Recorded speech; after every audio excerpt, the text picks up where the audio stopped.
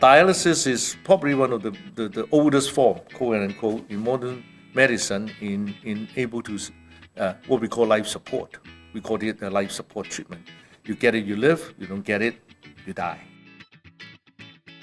So for that, we have, in our practice, patients have been going on for 15, 16, and 19 years, some of them.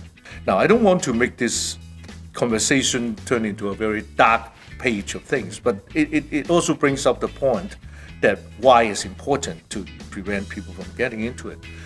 Getting into dialysis is a major change in your life. They have done a study. They look at the quality of life, comparing cancer patients and dialysis patients. People on dialysis has a more miserable existence, quote unquote, than cancer patients. Most of the cancer patients today look for a cure, and dialysis patient has obviously wait for kidney transplant. That is considered, one of the things, but they still have to take medication for a long period of time. Either you have to do a procedure yourself on dialysis, like what we call peritoneal dialysis. You have to manage your own exchanges. It changes your way of life. You change your work. It changes your relationships. A lot of the times, you have to think about when you travel. For us, we don't think too much about it. Hop in a car and drive to Quebec or drive to somewhere. We have to think about where do we get the supply, where do we get that's for peritoneal dialysis. Those on hemodialysis, some of them can be done at home, but they are, in a way, they're attached to a machine.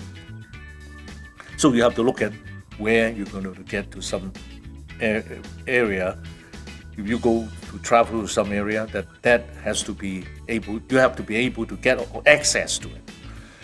Those who come in center, what we call in-center dialysis, come to the hospitals, come to the clinics. They come here three times a week at least, most of them.